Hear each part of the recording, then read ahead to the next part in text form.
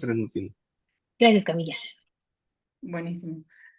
Bueno, buenos días a todas, todos y todes a esta actividad del SUDIMER que se realiza en el marco de un ciclo sobre derechos y migraciones.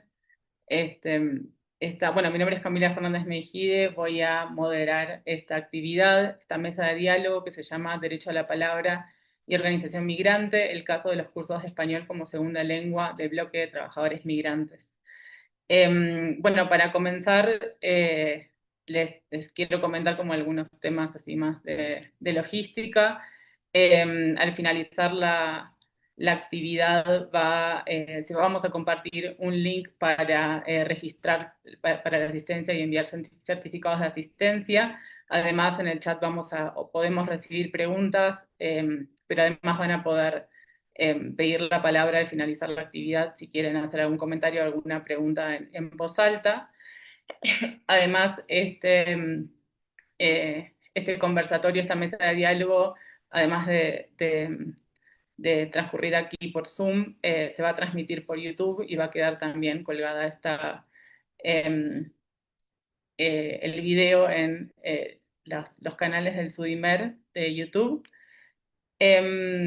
Bueno, les agradezco mucho su presencia, la presencia de Giselle, Nélida y Brian en esta actividad. Muchas gracias también a Marisol, Dani y todo el equipo del Sudimer y del instituto para llevar adelante la logística y que se pueda realizar esta actividad. Quería comenzar por dar un poco de contexto a la actividad y también por presentar a Giselle, Nélida y a Brian.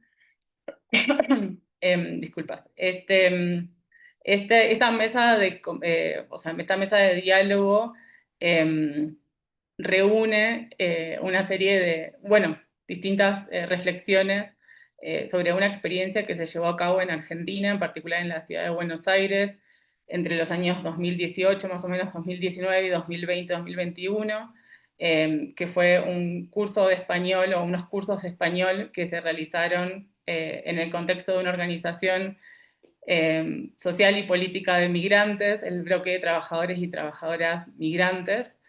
Estos cursos de español estuvieron en particular dirigidos a migrantes senegaleses y tuvieron lugar en un ex centro clandestino de detención en el barrio de Flores. Nélida y Brian, además de ser militantes en la organización Bloque de Trabajadores y Trabajadoras Migrantes, eh, participaron en estos cursos de español como formadores y, bueno, formadora Nélida. También realizaron investigaciones vinculadas a estas experiencias y entonces en esta actividad ellos van a presentar algunas reflexiones sobre sus propias experiencias em, en estos cursos de español. Y Giselle también, bueno, es una investigadora que se ha dedicado tiene mucha trayectoria en la investigación sobre migraciones en Argentina, y en particular ella lo que va a hacer es hablar un poco sobre el contexto de la migración senegalesa eh, en Argentina, en particular en la ciudad de Buenos Aires, durante el periodo del curso, pero también un poco en la actualidad. Así que para dar comienzo a la actividad voy a presentar a nuestros tres ponentes y luego vamos a comenzar. Giselle Kleidelmacher es doctora en Ciencias Sociales de la Universidad de Buenos Aires, es licenciada en Sociología y profesora de nivel medio en Sociología por la UBA. Es investigadora independiente del Consejo Nacional de Ciencia y Técnica, CONICET, con sede en el Instituto de Investigaciones Gino Germani de la Universidad de Buenos Aires. Se desempeña como docente de grado en Metodología de la Investigación y Sociología de las Migraciones en la carrera de Sociología de la UBA y también en su doctorado.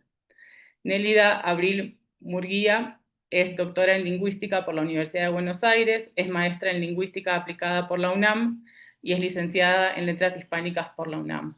Es investigadora postdoctoral del CONICET con sede en el Instituto de Lingüística de la UBA. Además es docente de español como segunda lengua para población migrante en organizaciones sociales. Y por último, Brian Ferney Castillo Carrillo es maestro en educación con especialización en pedagogías críticas y problemáticas socioeducativas por la Universidad de Buenos Aires de Argentina y es licenciado en Educación Básica con énfasis en Ciencias Sociales por la Universidad Distrital de Colombia. Es cofundador y gestor en promoción pedagógica y social de la Fundación Encaminarte Más Cultura. Se desempeña como docente, educador popular y coordinador de proyectos socioeducativos y participó como militante en el bloque de trabajadores y trabajadoras migrantes en Argentina. Así que con estas presentaciones le damos comienzo a esta actividad. Giselle, si querés, podés comentar. ¿Querés que comparta tu...?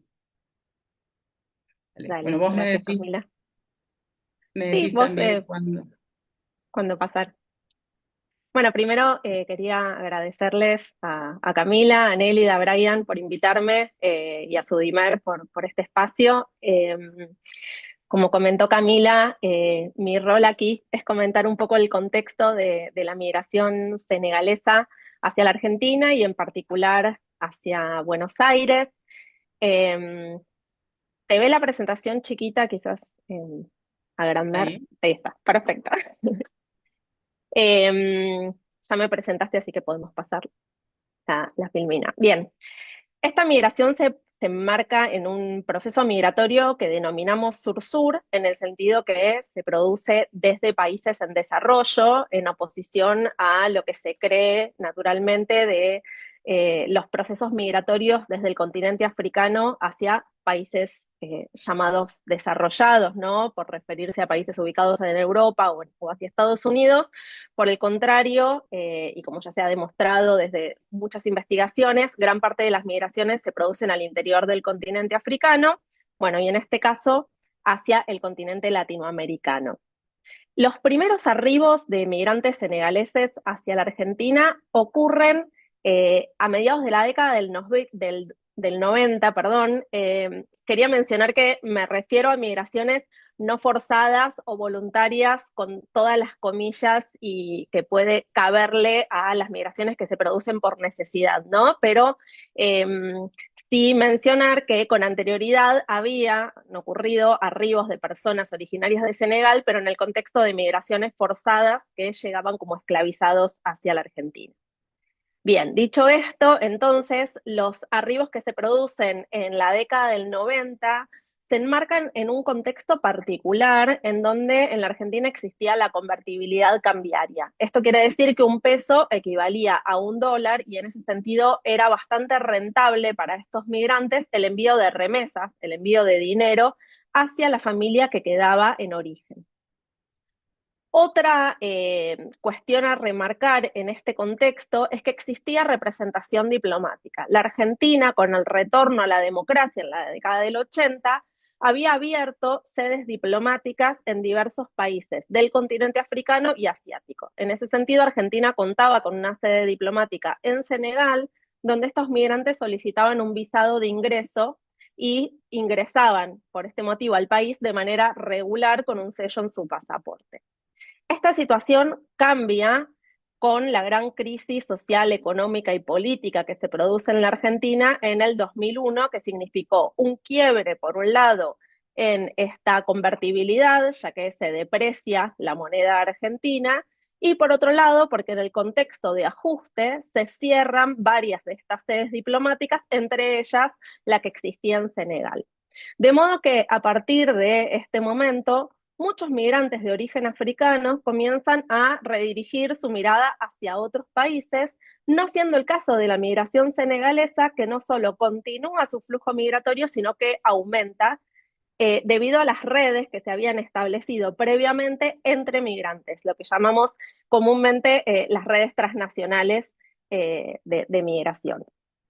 Sin embargo, estas migraciones que se producen luego del 2001, como les decía, se dan en un contexto de cierre de la Embajada de Argentina, de modo que tenían que solicitar sus visados a la Embajada de Brasil, que estaba y sigue en funcionamiento en Dakar, o bien lo hacen a través de Ecuador, que en un periodo acotado de tiempo suspende la solicitud de visado a gran parte de migrantes de todo el mundo, incluyendo Senegal. Esto luego se revierte, pero durante algunos años los migrantes senegaleses hicieron una escala en Ecuador, ya que era uno de los pocos países latinoamericanos que no les solicitaba ningún visado de ingreso.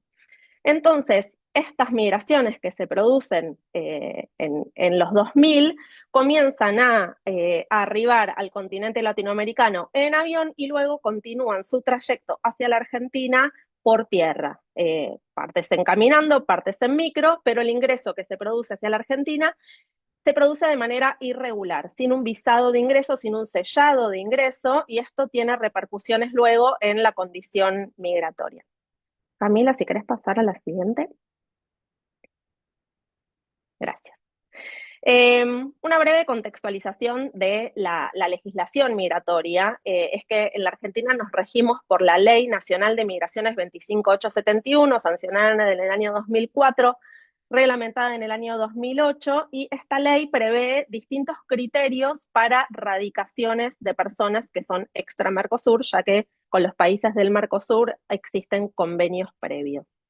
En general, la mayoría de las radicaciones se producen a partir de la categoría de trabajador, de estudiante.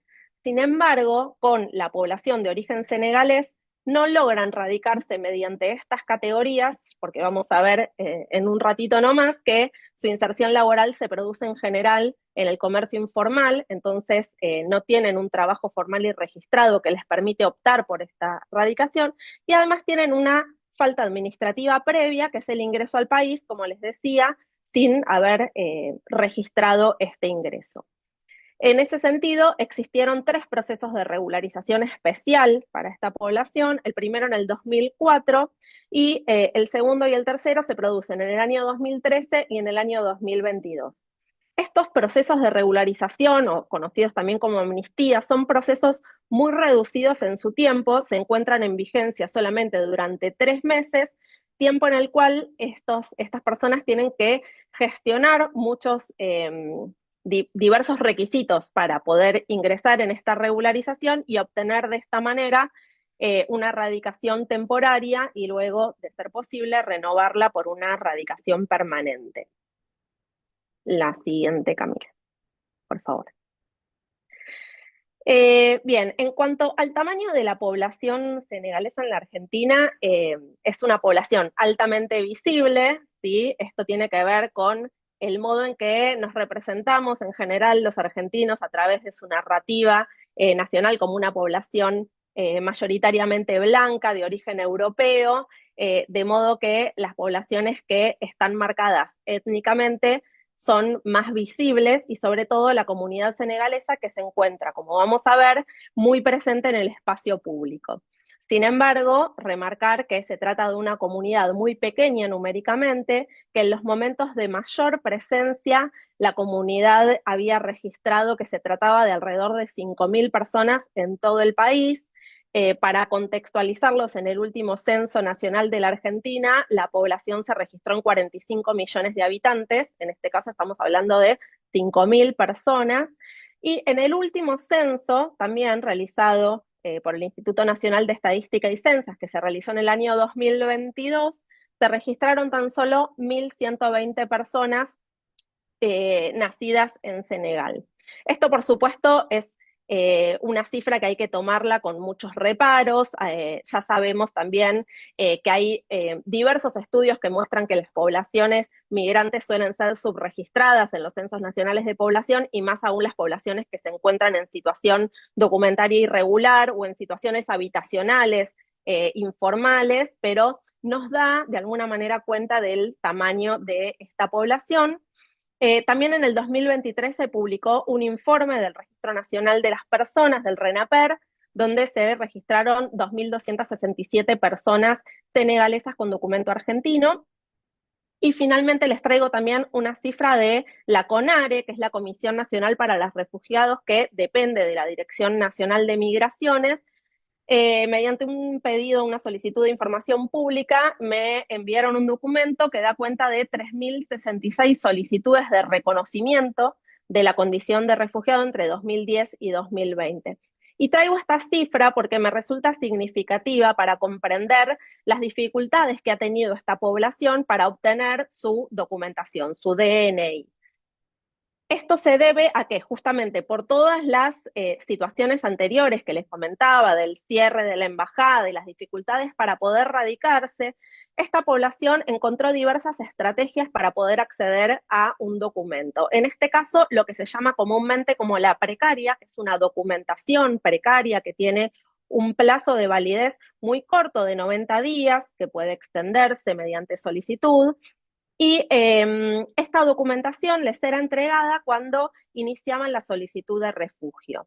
Se extendió justamente en las redes migrantes de la comunidad senegalesa que esta era una posibilidad de poder acceder a algún tipo de documentación, mencionando un conflicto que se produjo en el sur de Senegal, en la región de la Casamance, durante un tiempo acotado, una región que solicitaba su independencia, y es en ese contexto y mencionando ese conflicto que se inician estas solicitudes de refugio que en su mayoría han sido denegadas, pero que les permitían durante un plazo poder tener algún tipo de documentación para circular por la ciudad y realizar diversos trámites, ¿no? Que son a los que habilita la precaria. La siguiente, Camila, por favor.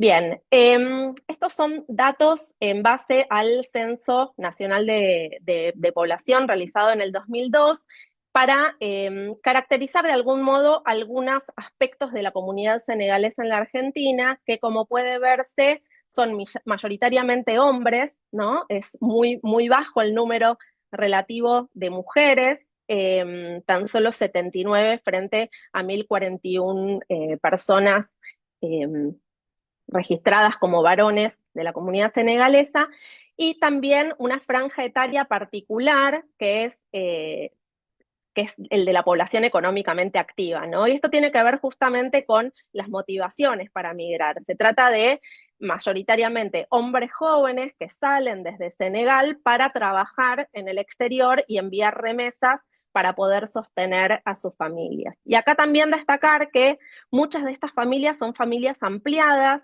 En Senegal, gran parte de las familias de zonas rurales suelen ser poligámicas, y suelen ser familias donde la mujer se va a vivir a la casa del esposo con su familia política y se sostiene el hogar no solo desde una familia nuclear como la conocemos y está más extendida en Occidente, sino que se trata de familias ampliadas, donde hay bastantes unidades familiares dentro de ese mismo hogar, y esto explica de algún modo también que sea mayoritaria la presencia masculina y o en una edad activa para trabajar. Sí, la siguiente.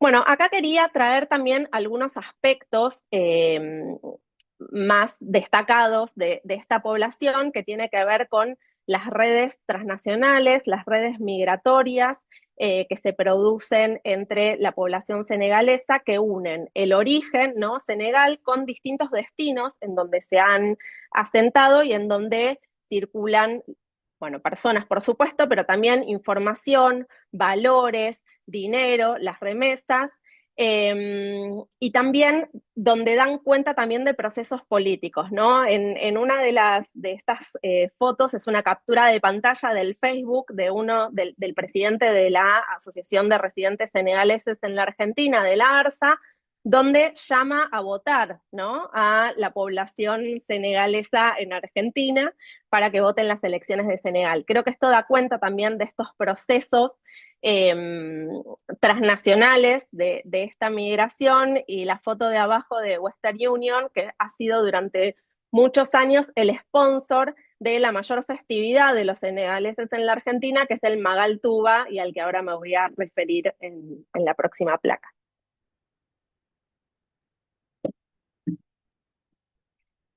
En la siguiente, pero hablo de esta placa mientras tanto.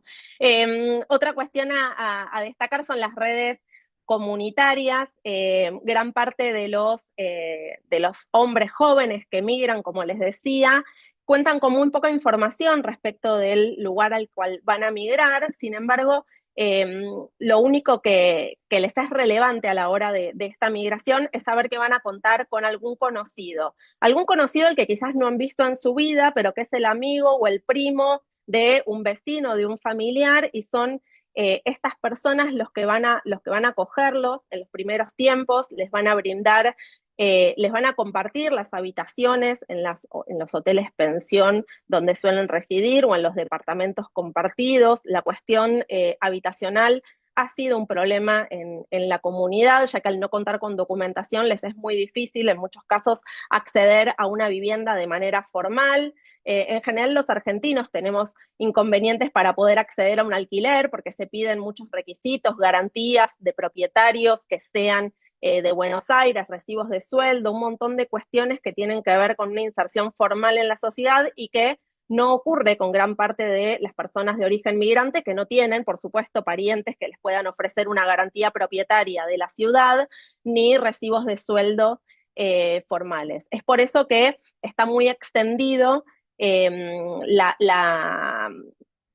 residencia en habitaciones de hoteles pensión, que son lugares que tienen bastantes carencias habitacionales, suelen tener baños compartidos, se encuentran bastante deterioradas, pero a lo que iba es la importancia de estas redes comunitarias que van a recibir al recién llegado, que les van a brindar ayuda en los primeros tiempos, tanto en lo referido a la habitación como también en la inserción laboral. Y esto es un factor importante porque me voy a adelantar porque veo que va pasando el tiempo y quiero dejarles a mis compañeros también el espacio, pero mencionar que gran parte de la población senegalesa se inserta laboralmente en la venta callejera, en la venta ambulante. Si querés pasar a la siguiente, Camila. Eh, y bueno, las redes religiosas también son un aspecto fundamental de esta comunidad. La mayor parte de la sociedad senegalesa es musulmana y dentro de lo que es el gran mundo del Islam, ellos practican un Islam sufí que está estructurado en hermandades o cofradías. Las más importantes son la cofradía Murid y la cofradía Tiján. La más numerosa es la Murid, tanto en Senegal como en la Argentina, en donde se replican, ¿no?, estas organizaciones. Y lo que hace esta organización religiosa es, por un lado, organizar reuniones, que es uno de los mayores nucleamientos que tienen los migrantes senegaleses, estas reuniones semanales donde se reza, se lee el Corán, se leen poemas del líder de la cofradía, Sheikh Amadou Bamba, y también se plantean problemas concretos que tiene la comunidad y que intenta resolver colectivamente. La siguiente.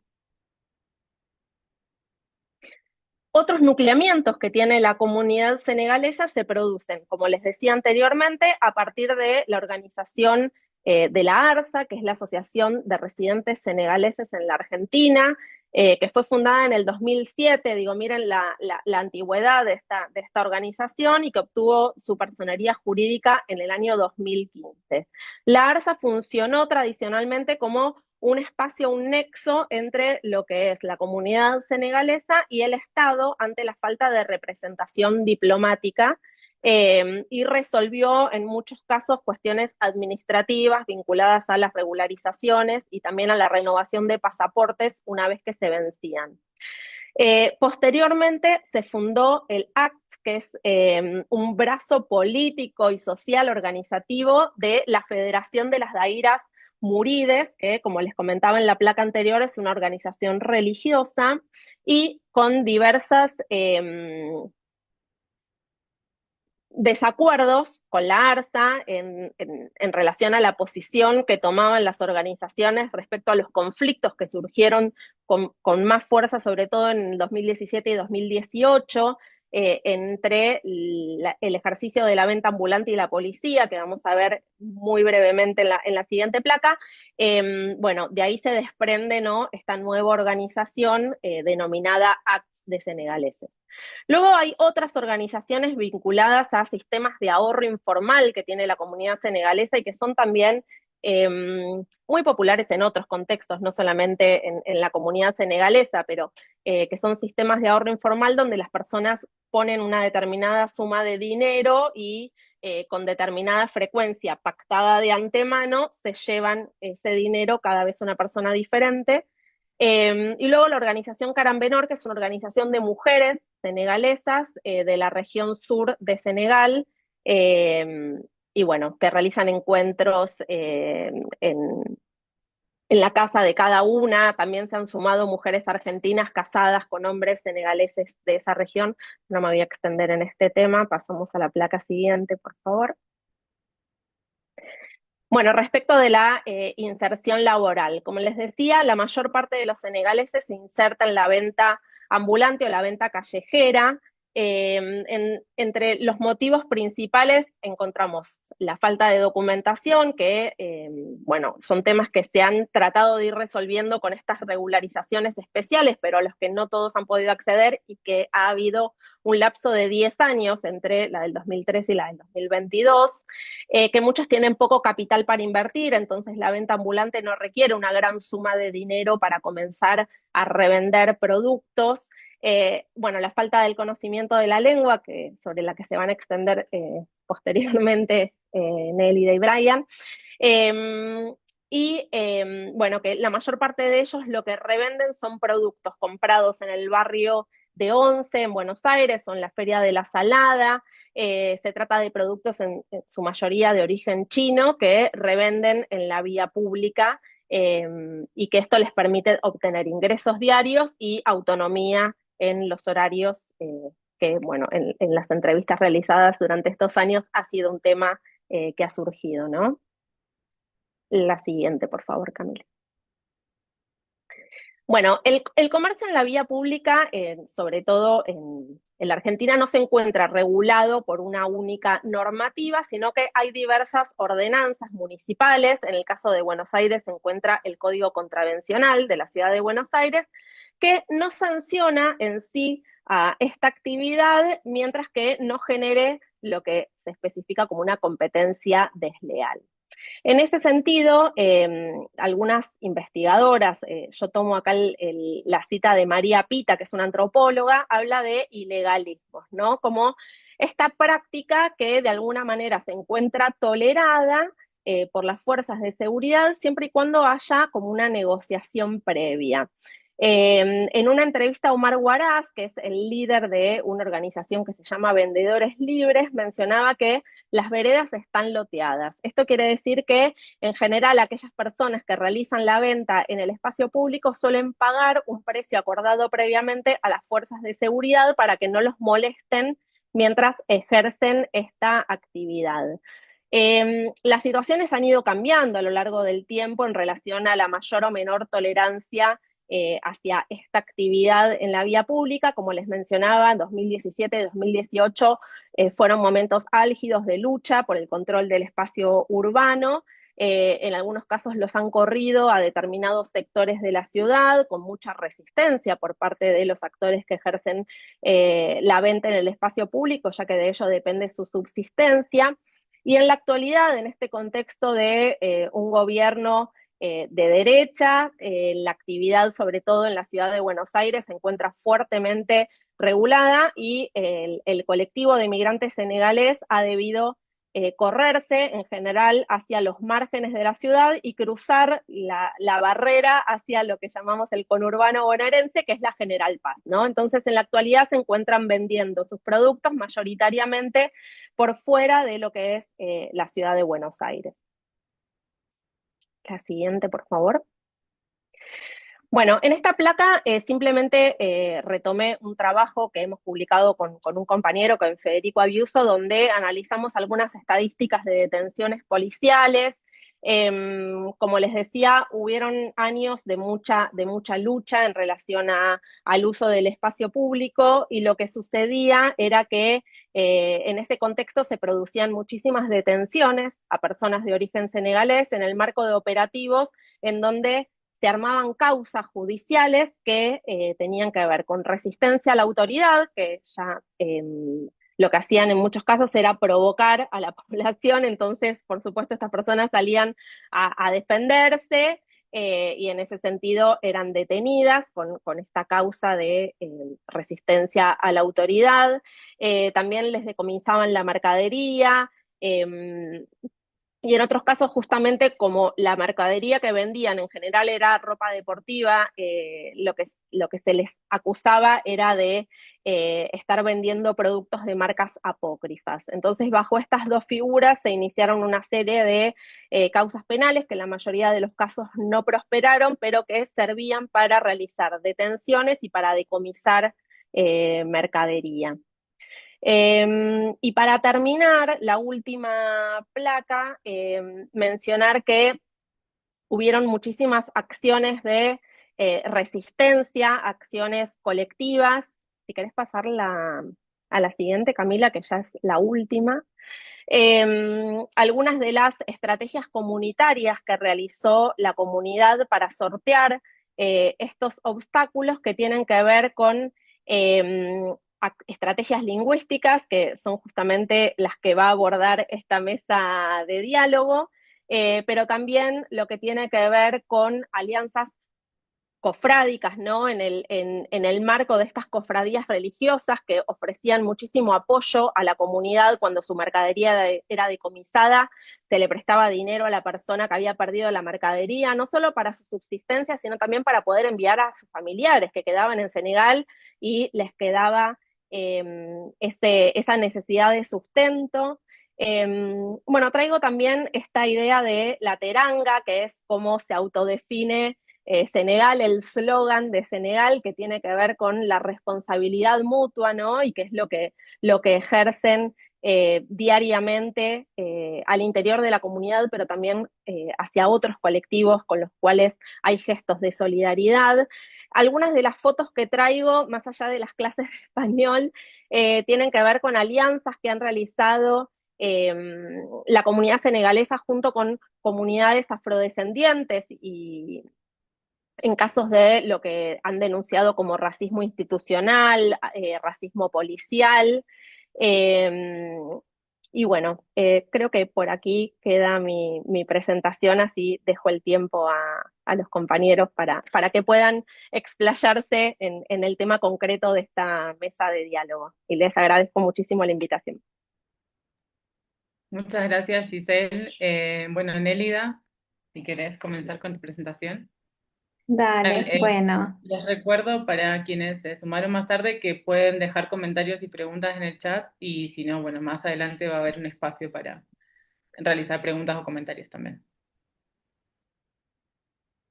bueno, buenos días, buenas tardes a todos, todas y todos. Ahí se ve, ¿verdad? Bueno, primero eso, quiero también agradecerles mucho por la invitación a este espacio. La verdad es que sí estoy como muy contenta de poder regresar a la UNAM, mi alma mater, como tener aquí una breve presentación. Y bueno, en efecto, les voy a hablar justo de las clases de español que fueron hechas por el BTM, esta organización a la que pertenecimos también con Camila y con Brian, y del derecho a la palabra, que es un concepto que frecuente en mi área de estudio. Y como decía un poco Camila, la información que viene, pues que les presento, proviene de mi propia participación militante, docente en estas organizaciones en esta organización, perdón, y también de mi investigación de doctorado en la que justamente analicé varios cursos de español a migrantes senegaleses. Y aquí pues me enfoco en este del BTM. Ay, permítanme. Bueno, primero quisiera darles un breve contexto sobre cuál es mi mirada que yo doy a este fenómeno, a esto que estamos charlando. Tiene que ver desde la glotopolítica, que es mi área de estudio. Este es un campo que estudia el reparto social de la palabra, ¿no? O sea, como reflexionar sobre quiénes pueden o no ejercer la palabra desde el punto de vista de las normas, ya sea explícitas o implícitas de la sociedad, o qué se necesita para poder ejercerla.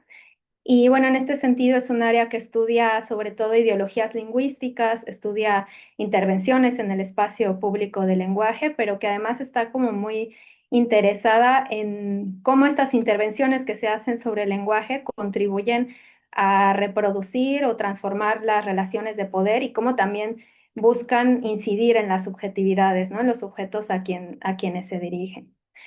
Y bueno, los cursos de español, para mí, así vistos desde este punto de vista, justamente son como una intervención glotopolítica ya sea que puedan ser desde políticas estatales o iniciativas comunitarias, que es este caso, ¿no? Que es una iniciativa comunitaria. Y son glotopolíticas porque no solamente tienen objetivos lingüísticos, sino también sociales y políticos y tratan de incidir en las subjetividades. Bueno, y el otro concepto importante es del derecho a la palabra, que podemos pensar que tiene como dos aristas importantes. Por una parte está el derecho a la lengua del individuo, es decir, que sería poder utilizar su propia lengua nativa, la lengua de migración, poderse identificar con ella, que se puede usar en distintos espacios, y también a que el Estado garantice las condiciones para que este uso y el desarrollo de esta lengua se lleven a cabo. Y por otra parte, la otra como arista, la otra cara sería el derecho a la lengua del Estado, es decir, el derecho a recibir educación, alfabetizarse, aprender a emplear la lengua oficial o sobre todo la lengua que es considerada legítimamente, la que es legítima en la sociedad de destino, que bueno, en este caso es el español, ¿no? Porque bueno, como acotación, de hecho en Argentina el español no tiene carácter oficial, pero socialmente es la lengua legítima, ¿no? Y bueno, justamente en este tipo de sociedades usar la variedad estándar de la lengua suele ser esencial para poder ejercer la ciudadanía, ¿no? Participar en distintos ámbitos sociales, institucionales, defenderse, etcétera. Otro punto que podemos pensar también en relación con el derecho a la palabra es que tiene como una doble configuración. Por un lado está pensar la lengua como un derecho en sí mismo, hablar la lengua, tener acceso a esta lengua, y por otro lado la lengua pensarla como el vehículo que permite acceder, exigir y conquistar otro tipo de derechos, ¿no? Y bueno, sin duda la toma de la palabra pública pues está repartida de forma desigual en nuestras sociedades, ¿no? Y esta además es una problemática que afecta especialmente a las comunidades migrantes, no solo a los que no hablan español, sino que quizá hablen una variedad distinta, una variedad que no es del todo legítima en la sociedad. Y sobre todo esto está también cuando no está garantizada activamente por políticas estatales, ¿no? En el caso de Argentina, la ley de migraciones de la que hablaba Giselle, es una ley que tiene una perspectiva de derechos y que tiende un poco discursivamente a la integración de los migrantes, ¿no? Y en el artículo 14 ahí dice que el Estado debe de favorecer o tiene la obligación de favorecer la creación de cursos de español en instituciones extranjeras legalmente reconocidas, que eso no se sabe muy bien qué sería, pero dice, bueno, el Estado tiene la obligación de hacerlo y no es algo, o sea, está muy bueno que esté en la ley, pero tampoco es algo que se llevara a la práctica de manera general, ¿no? De hecho, los primeros cursos realmente dirigidos desde el Estado fueron hechos en 2018 y es una ley que se legisló en 2014, ¿no? Bueno, y para hablar de los cursos también y de este derecho, creo que es necesario hacer una breve caracterización desde el punto de vista lingüístico, ¿no? De esta comunidad que tiene un repertorio lingüístico muy, muy amplio, ¿no? Eh, para empezar, bueno, las lenguas étnicas, donde el Wolof es la más relevante porque es la lengua vehicular. Muchos tienen también conocimientos del francés, pero solamente quienes fueron alfabetizados. El francés es la lengua oficial en Senegal y todas las demás son consideradas lenguas nacionales, pero no oficiales. También tienen el árabe que se utiliza sobre todo en el espacio religioso y muchas otras que se unen a su repertorio porque es un repertorio biográfico, ¿no? Que tiene que ver con sus trayectorias migratorias, educativas, etcétera. Entonces es un repertorio bastante amplio, pero hay algunos autores, o sea, algunos autores como Duchenne que dicen que no todos los repertorios tienen el mismo valor en todas partes y en todo momento, ¿no? Porque incluso ciertos repertorios lingüísticos pueden ser considerados un problema porque implican diferencias de clase, diferencias de procedencia, raciales, etcétera. Y bueno, además también de este repertorio, como les decía, muchos, está la cuestión del español y de la alfabetización, que en general el nivel de español no suele ser muy alto dentro de la comunidad senegalesa, pero más allá de eso, justamente no tiene un uso estándar de esa lengua, ¿no? De lo que sería considerado legítimamente. Y por otro lado, también está la cuestión de la alfabetización, que es una comunidad que no está con un bajo grado de alfabetización en abecedario latino, ¿no? Muchos tienen conocimientos con alfabeto árabe, pero como les decía, está bastante restringido a la cuestión religiosa. Y bueno, ya estos dos puntos de partida pues pueden ser considerados como una problemática, ¿no? Considerando que en Argentina y como en todos los estados-nación impera este nacionalismo monolingüe y además de que es una sociedad altamente alfabetizada, ¿no? Así que, bueno, esto sin duda deja a los hablantes de otras lenguas que no dominan el español en una situación de desventaja que además se intersecta con otros factores como el racismo institucional del que hablaba Giselle. Y bueno, justamente esto fue lo que pasó, ¿no? Que la violencia institucional se incrementó bastante desde 2015 y que es una violencia racista, selectiva. Y dentro de estas violaciones también, este racismo, vimos que el derecho a la palabra cobró una relevancia importante como para poderse posicionar en una situación un poco menos desigual, ¿no? De hecho, observamos que a menudo les hacían firmar documentos diciendo que entendían el español, cuando muchas veces no era así o que lo podían comprender, y el hecho también de que no se garantizaran intérpretes en las detenciones, ¿no? Y bueno, frente a esta situación que vemos acá fue que surgieron o buscaron intervenir los cursos de español y cada uno, bueno, con ideologías que no atañen solamente a lo lingüístico, sino a lo social y a lo político. Bueno, el actor detrás de estos cursos que estamos hablando, que es el BTM, el Bloque de Trabajadoras y Trabajadores Migrantes. El BTM surgió en el 2017, justamente en pleno retroceso de derechos migratorios, que por cierto fue el año que yo llegué a Argentina, y en ese año se hizo un decreto que modificó la ley de migraciones, criminalizando a los migrantes.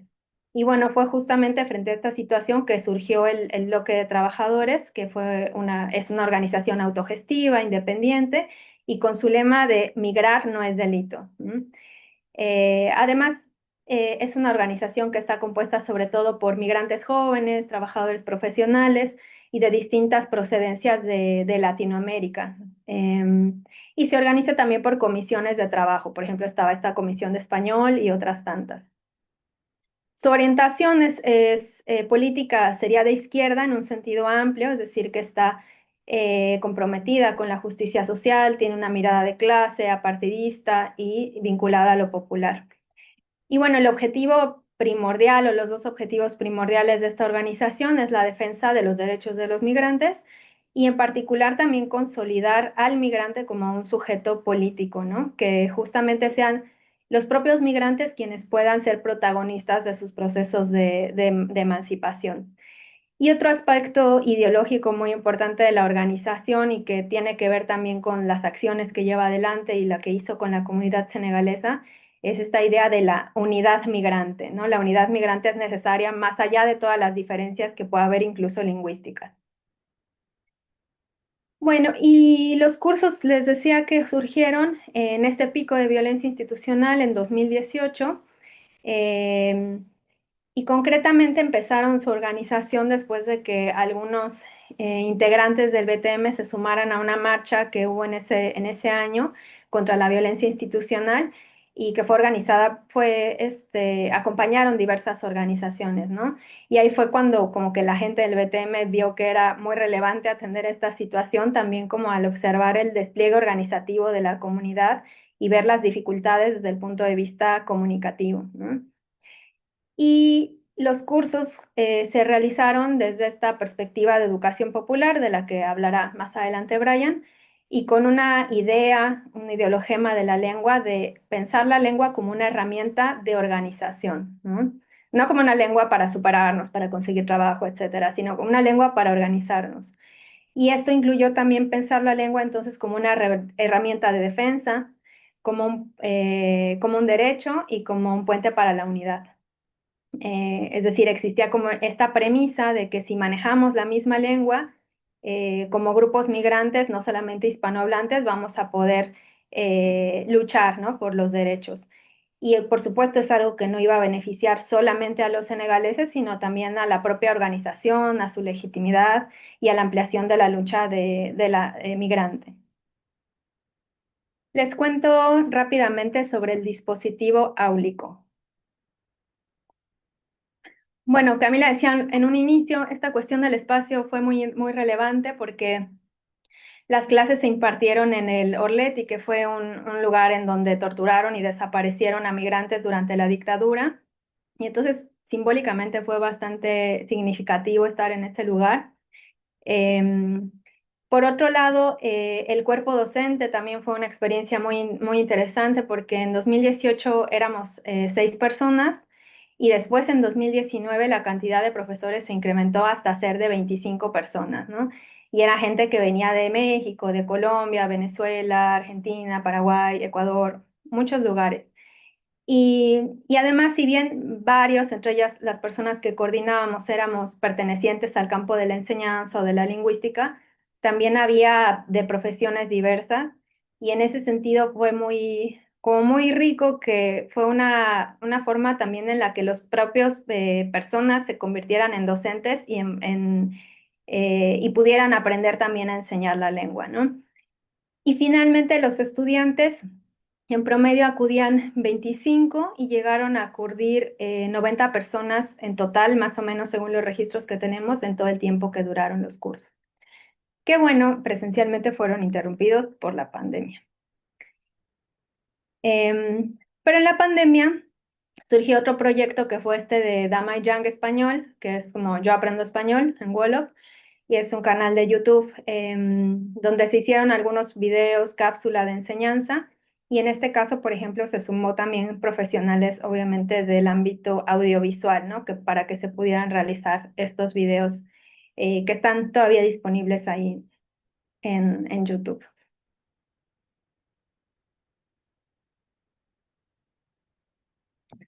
Bueno, y el currículum también es algo que caracterizó bastante a estos cursos, que fue necesario hacer una creación colectiva de un currículum propio que estuviera específicamente dirigido a las características lingüísticas, las necesidades de alfabetización de las que hablábamos y también temáticas que fueran de interés de los estudiantes, ¿no?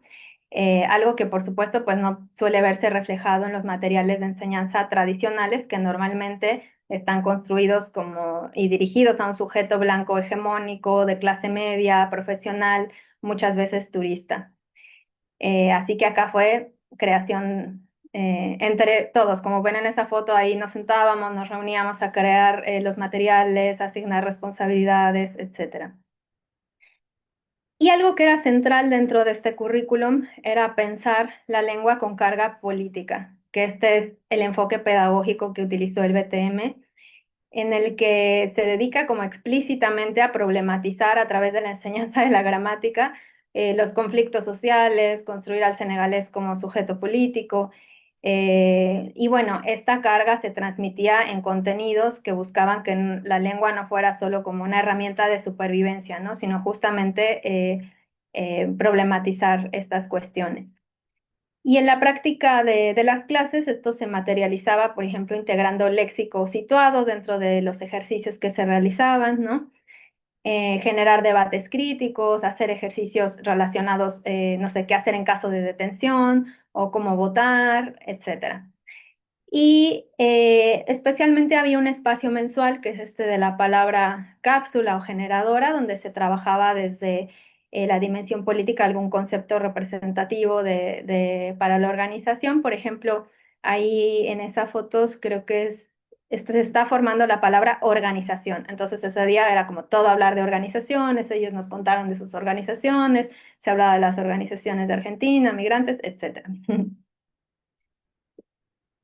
Bueno, y todo esto que hemos hablado del objetivo de enseñar una lengua para la organización y orientar explícitamente esta construcción del senegalés y de nosotros mismos como sujetos políticos, se asienta en una idea sobre la lengua que intenta distanciarse de un fetiche lingüístico y centrarse más en el poder de la palabra o el capital simbólico del lenguaje, ¿no? El fetiche lingüístico, digamos, es algo que atribuye cualidades casi mágicas hablar el español, que en realidad, o la lengua del lugar en el que sea, que en realidad no son propias de la lengua, ¿no? Sino que son propias de los contextos y relaciones de poder en los que se utiliza esa lengua. Es decir, esto propone, no sé, que aprendes español, bueno, ya vamos a unirnos o ya van a acceder a otro trabajo, se va a terminar la violencia institucional. Y bueno, no, no es así, ¿no? Y bueno, el otro polo es el reconocimiento justo al capital simbólico del lenguaje, el poder de la palabra, como donde sí se identifican las ventajas que implica utilizar la lengua en la sociedad de acogida, pero que se considera que están intersectadas con otros factores, ¿no? Sociales, económicos, políticos, que son los que inciden aún más en la desigualdad. Em,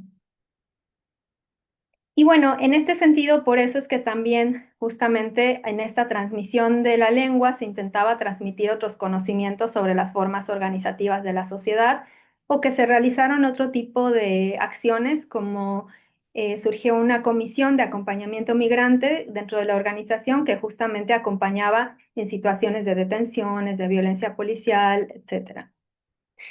Y bueno, igual esto no quiere decir que dentro de nosotras mismas no existiera esta tensión, ¿no? Y que también nos estuviéramos siendo seducidos por esta idea del fetiche lingüístico y cierta ingenuidad, que creo que igual a lo largo del tiempo, bueno, lo fuimos trabajando, fuimos conociendo y reconociendo otras cosas, pero la aspiración era ir hacia el capital simbólico del lenguaje.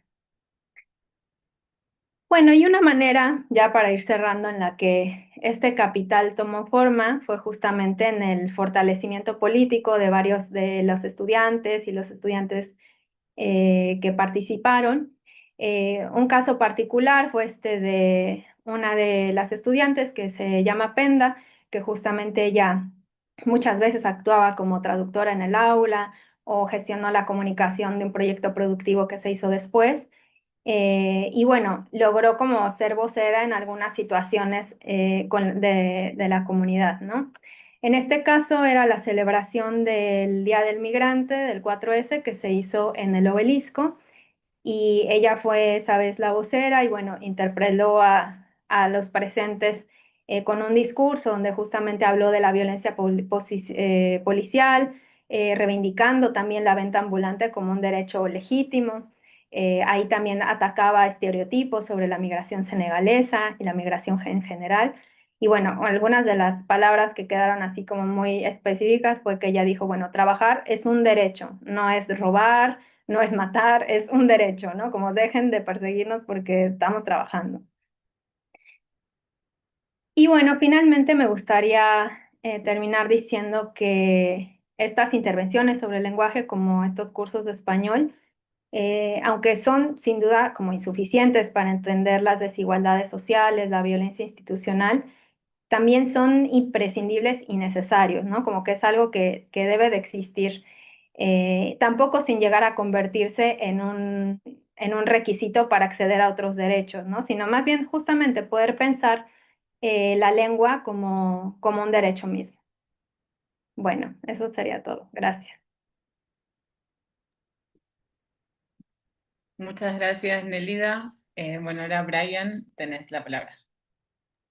Ok, Y les recuerdo de vuelta que recibimos comentarios y preguntas por el chat. voy a compartir la pantalla y para iniciar la presentación. Y se ve bien, ¿verdad?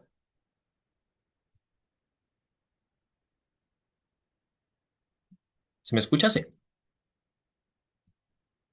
Sí, se ve bien y se Eh, escucha bien. Perfecto, gracias. Bueno, primero agradecerles por la invitación al espacio, también por poder compartir con tremendas compañeras, Cami, Nelly, Giselle. Gracias por todo el trabajo que vienen realizando frente a pues esta problemática, pues no problemática, sino como esta situación de la migración y cómo nos atraviesan diferentes ámbitos de la vida cotidiana, ¿no? Yo específicamente voy a centrar pues esta discusión en la alfabetización y la educación popular, que fue como la guía del proceso para desarrollar las clases de español en el bloque de trabajadores migrantes. Bueno, pues ya me han presentado, soy Brian Castillo, docente, educador popular, maestro y pues me considero también un eterno aprendiz. Voy a compartir en esta ocasión pues, aportes de la experiencia de alfabetización que ya venía comentando en el día anteriormente, de las clases brindadas por el Bloque de Trabajadores Migrantes entre los años 2018 y 2020, así como el proyecto autogestivo de economía popular que surgió como resultado de este proceso. Pero más que presentar un caso, me gustaría más abrir una pregunta, y es ¿qué entendemos por alfabetización desde la educación popular? ¿Es simplemente la adquisición de una competencia comunicativa o puede ser algo mucho más grande? Entonces, pues a partir de esta experiencia concreta, voy a retomar algunos debates de la educación popular latinoamericana para pensar la alfabetización como una práctica situada en disputa y profundamente política. Entonces, ahí estaba la pregunta. Entonces, para iniciar la educación popular latinoamericana presenta una dificultad central, y es que su significante no puede ser fácilmente categorizado desde la historiografía tradicional hegemónica, ya que pues dentro de esta se anudan y convergen muchas y múltiples sentidos que la integran. Esto se debe a que no se trata de una corriente lineal y concreta, sino de un conjunto de experiencias diversas en el espacio y tiempo, articuladas en red o individuales, pero siempre en movimiento y constante transformación.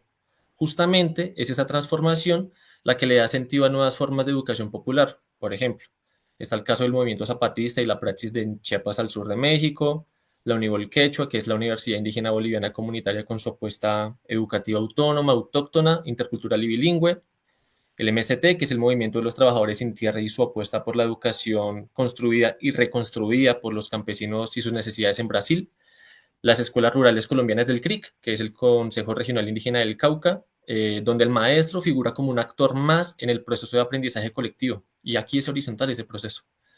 Los bachilleratos populares de Argentina y su ideal de escuela autónoma, barrial, al servicio del pueblo, el movimiento pedagógico revolucionario de Venezuela, las mujeres de frente de Ecuador, entre cientos y cientos de experiencias más. No las traigo como ejemplos aislados, sino más bien como parte de una misma constelación de prácticas que disputan el sentido de la educación popular. Sin embargo, podríamos aquí tratar de reconocer ciertos nodos fundantes de la educación popular latinoamericana. Siguiendo una línea que va desde las tareas de Simón Rodríguez en 1820, me fui muy atrás, pero pues es como para que se entienda el contexto y la problematización de la educación popular, y atravesando las discusiones posteriores de Paulo Freire desde 1950 en adelante. No se preocupen porque no las voy a relatar todas, simplemente voy a hacer algunas menciones. Simón Rodríguez, quien fuera el maestro de Simón Bolívar, planteaba la necesidad de una educación propia, intercultural, no imitativa y vinculada a las realidades de nuestros pueblos y sus territorios, en donde existieran y convivieran blancos, mestizos, indígenas, negros, mujeres, huérfanos, todos por igual. En esta época, pues eso era un escándalo, básicamente. Él apuntaba por desarrollar escuelas taller que formaban desde la práctica del aprendizaje de un oficio laboral, muy similar al aprender haciendo que teorizó John Dewey a finales de 1800 e inicios de 1900. Simón Rodríguez aseguraba lo siguiente: vivimos en un mundo lo voy a leer, vivimos en un mundo de relación constante entre significante y significado ligado a un sistema de totalidad. A esa propuesta él la llama la configuración discursiva, y en esta perspectiva la alfabetización se entiende como un acto de justicia social, porque ve el lenguaje no solo como una simple herramienta comunicativa, sino como una relación entre la palabra, es decir, el significante, y la realidad, o la acción social, el significado, dentro de la formación de esa totalidad, es decir, la república. Estamos hablando de un contexto de formación de la república posterior a los procesos independentistas de América Latina. Pero entonces, por ejemplo, esas palabras libertad, república, igualdad, no representaban nada si no había nada o un significado detrás de ellas, es decir, una práctica concreta de esas palabras. Aquí podríamos decir que se empiezan a florecer algunas ideas del análisis crítico del discurso mucho antes de que Van Dyck lo desarrollara por allá en los años 90. Este recorrido inicial, sin desconocer otras experiencias que no voy a traer a colación por el tiempo de la presentación, encuentran luego una síntesis conceptual en Paulo Freire, en donde la alfabetización se vuelve guía del proceso educativo de la educación popular, es decir, deja de ser técnica y pasa a ser conciencia, praxis y transformación.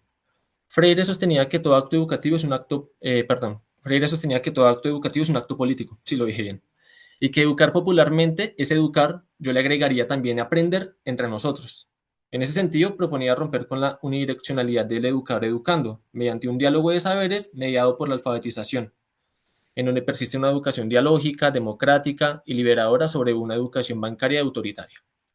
En esta propuesta de la educación liberadora, su esencia está en la dialogicidad, ya que el diálogo, más que la palabra, es un medio para que se produzca tal. Para decirlo de otra manera, en su propuesta la palabra implica una acción y una reflexión, que desde el diálogo da surgimiento posteriormente a la praxis. En últimas, busca transformar el mundo para humanizarlo como un derecho. Eso es lo que hace la praxis.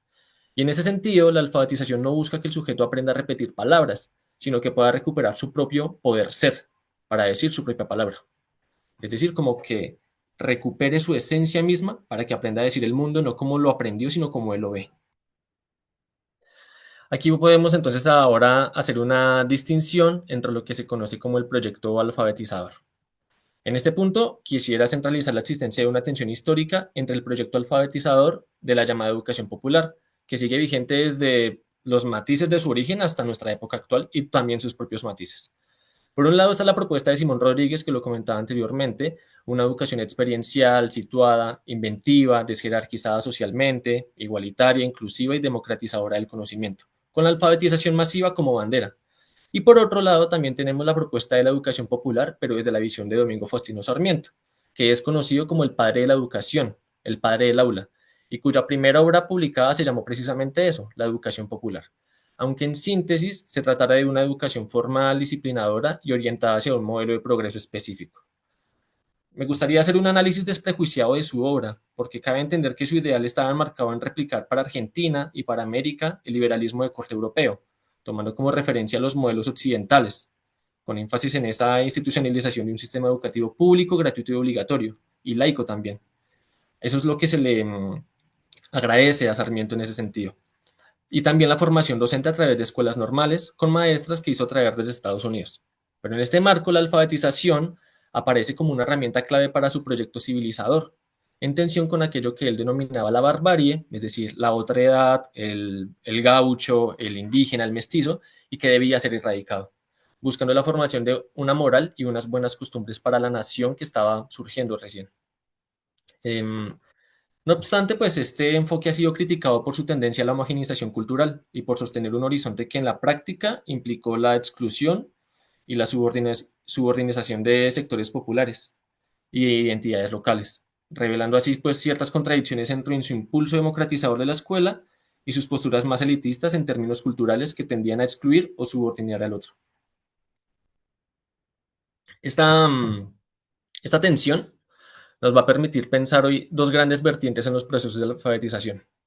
Una que es guiada por una educación más formal, estandarizada, orientada a la reproducción del orden neoliberal, fomentando la competencia individual, y otra que está situada en lo experiencial, de corte antineoliberal y vinculada a la transformación social y la construcción colectiva del conocimiento. Bien, la, la lengua en disputa, ¿qué significa esto? Que la lengua no es neutral, es un territorio en disputa. Enseñar español a migrantes puede implicar solamente integrar al sujeto a un sistema o puede implicar dotarlo de herramientas para cuestionarlo, organizarse y transformarlo, como ya lo venía relatando anteriormente Nelly. Esta diferencia no solamente es pedagógica, sino también profundamente política. Entonces voy a iniciar con la alfabetización desde la postura estatal. Desde la perspectiva estatal, muchas propuestas de alfabetización responden a una lógica de educación para el progreso, de corte neoliberal y con enfoque de formación para el trabajo. Se implementan así pues las políticas públicas, que están orientadas básicamente a la inserción laboral, donde la lengua se reduce a una competencia comunicativa muy limitada. El foco está en el individuo, en la superación personal, en el emprendedurismo, es decir, que el sujeto que se está formando pueda generar luego un sistema de emprendimiento laboral, realizando también pues un trabajo sobre el otro y no junto al otro, que es la diferencia que voy a relatar después. Entonces, en este sentido, se instala un orden simbólico de subalternización, objetivación cultural y pues obediencia. Y pues paradójicamente no resuelve el problema que promete resolver, sino que muchas veces profundiza los procesos de la securitización de la migración. Y en el mejor de los casos se busca integrar, pero muy pocas veces. En otros directamente se descontextualiza la experiencia migrante y para favorecer la competencia comunicativa se utilizan herramientas didáctico-procedimentales que en los modos de enseñar la lengua, en su uso práctico, muchas veces, como decía Nelly anteriormente, están más pensadas para el turismo o para aportar laboralmente, más que para una plena inserción social pues, en la sociedad, valga la redundancia, lo cual lleva a invisibilizar las condiciones reales del trabajador migrante y limita el alcance transformador de la alfabetización. La alfabetización desde la organización comunitaria, pues en contraste a las iniciativas comentadas anteriormente, las iniciativas comunitarias desde las pedagogías críticas y con guía de la educación popular proponen otra lógica. Aquí la alfabetización es una herramienta de defensa, de organización colectiva y de construcción de unidad, ya se comentó anteriormente también. Se trabaja desde un diálogo de saberes donde el migrante no es un objeto, sino un sujeto activo, que llega al país receptor no solamente con su lengua, sino también con una visión cultural del mundo, y que le permite también desarrollar una competencia comunicativa situada, anclada al horizonte de su vida cotidiana y pues que obviamente es cualitativamente muy distinta, ¿no? Particularmente y gracias al trabajo educativo popular, el migrante se reconoce como actor que transforma y humaniza al mundo, incluso en contextos de exclusión laboral del mercado formal, porque ahí emerge la economía popular como un espacio de dignificación. Esto lo voy a comentar hacia el final. Ser trabajador migrante deja de ser entonces solamente una condición y pasa a ser una identidad, es decir, una categoría política. Para abordar específicamente cómo se desarrollaron las clases de español, trataré de no repetir lo que ya se comentó anteriormente y me centraré específicamente en los procesos vinculados a la educación popular. En ese marco de disputa es donde se inscriben las clases de español para migrantes senegaleses.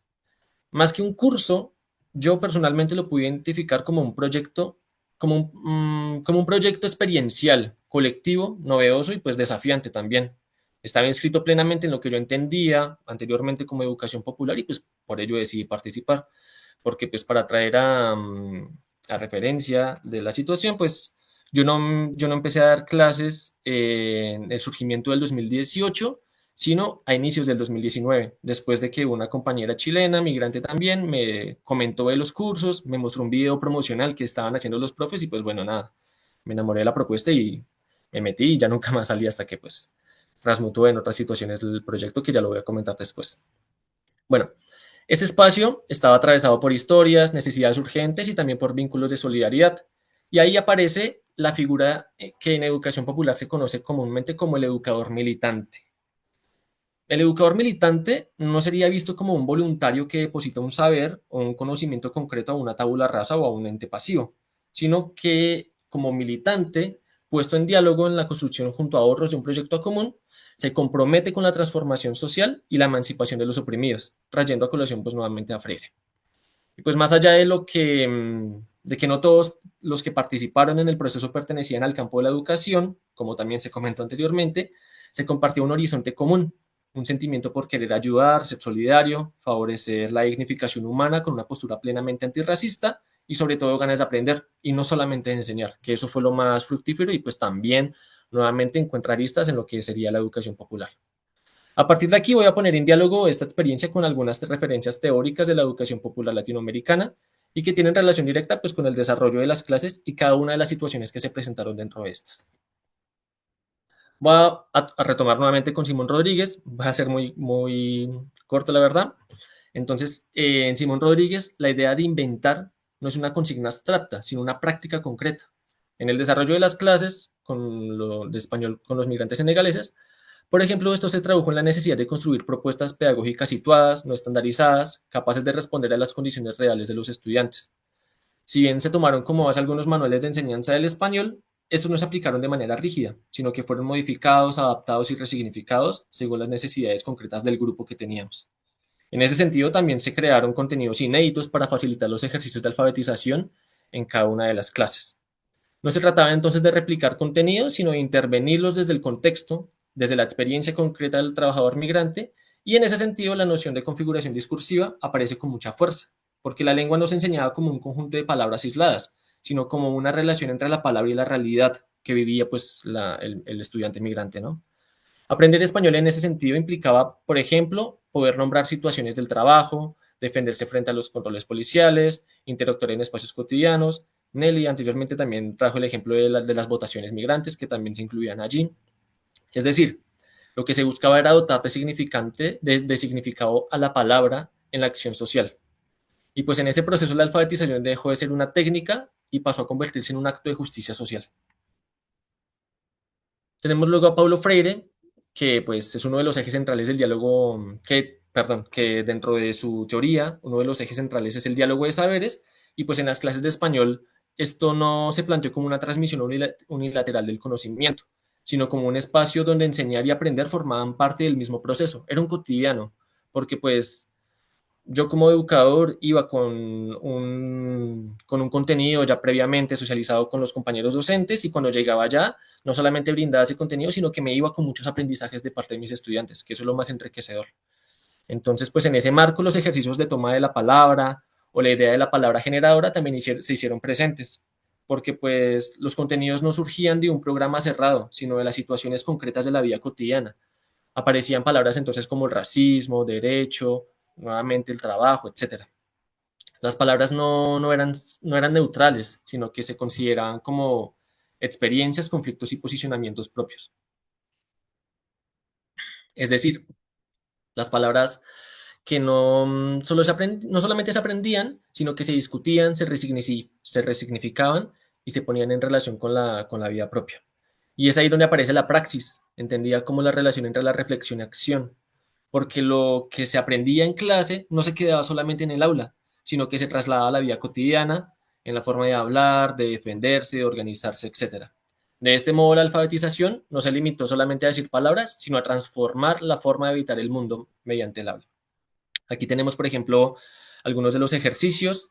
En la primera imagen se ve como la palabra generadora, votar, vinculado a términos como, por ejemplo, la dictadura, salir la imagen de Videla. Luego en democracia aparece pues la participación, las manos arriba, Eva Perón, etcétera. Como que no solamente era que aprendieran a repetir palabras, sino que aprendieran a asociarlas con una realidad concreta.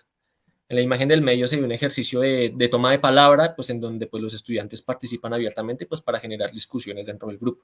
Y también en la imagen ya del final, pues se ve pues, ya la práctica escrita dentro del proceso de socialización de lo que se estaba discutiendo en cada clase. Ahora, José Carlos Mariátegui. A mí me gustan los postulados de José Carlos Mariátegui y aparece con fuerza en los círculos de autoformación. Elegí esta imagen de una asamblea docente, no tenía más imágenes, perdón, Eli, te copié la imagen, pero esta imagen es esencial, ¿por qué? Porque en nuestra experiencia, estos círculos de autoformación docente se materializaban en las asambleas periódicas de los docentes, espacios que no solamente estaban orientados al seguimiento de los estudiantes, identificando potencialidades, los puntos de mejora, los seguimientos, sino que también se constituían al mismo tiempo como espacios de formación colectiva entre nosotros mismos, porque bien ya lo venían diciendo anteriormente, no todos éramos docentes. Bueno, yo sí, pero no todos eran docentes, entonces como que había un círculo de intercambio de saberes muy beneficioso para lo que iban a ser las clases posteriormente. Allí se compartían experiencias, se discutían estrategias, se reflexionaba sobre la propia práctica pedagógica, entonces pues ese círculo de autoformación fue fundamental para poder llevar a cabo el desarrollo de las clases. Se trabajaba también con contenidos vinculados a la educación popular, a los procesos de alfabetización y a la enseñanza del español como segunda lengua. Es decir, no había una separación entre el enseñar y el formarse, sino que ambos procesos ocurrían de manera simultánea. Y en ese intercambio colectivo se producían aprendizajes clave que permitían revisar, ajustar, transformar los métodos de enseñanza que pues veníamos desarrollando, ¿no? De este modo, la práctica docente también se volvía una práctica de construcción permanente, colectiva, reflexiva y situada. Nunca terminábamos de aprender y eso era lo más enriquecedor. Piedad Ortega. A Piedad Ortega, que es una pedagoga colombiana que trabaja la pedagogía de la memoria y la pedagogía de la paz, la traigo a colación justamente por el espacio donde se brindaron las clases. Y se relaciona con el proyecto alfabetizador del BTM, ya que pues, las clases se desarrollaban con una fuerte carga histórica, como el caso pues, del Centro para la Memoria Automotora de Orleti, que funcionó como un centro clandestino de detención y exterminio que durante la última dictadura militar argentina procedía a secuestrar, torturar y pues asesinar militantes migrantes, la mayoría. Todo esto pues en el marco de lo que fue conocido como la Operación Cóndor. En el contexto de las clases, se realizaron algunas veces recorridos, charlas con los estudiantes y el personal al cargo del centro de memoria, donde aún era posible identificar rastros materiales de lo que allí había sucedido. Estas experiencias no eran simples accesorios de la clase, sino que formaban parte del proceso pedagógico, La carga reflexiva está orientada hacia la consigna del nunca más, no solo como una memoria del pasado, sino como un posicionamiento frente al presente y pues para la no repetición en el futuro. En ese sentido, las clases no implicaban únicamente aprender una lengua, sino también inscribirse en una memoria de lucha, de resistencia, de colectivización de las reflexiones frente a los abusos del poder en cualquier época. Julián de Subiría. Voy a traer a Julián de Subiría a esa experiencia porque en él aparece con claridad lo que se conoce como la dimensión humana del proceso educativo.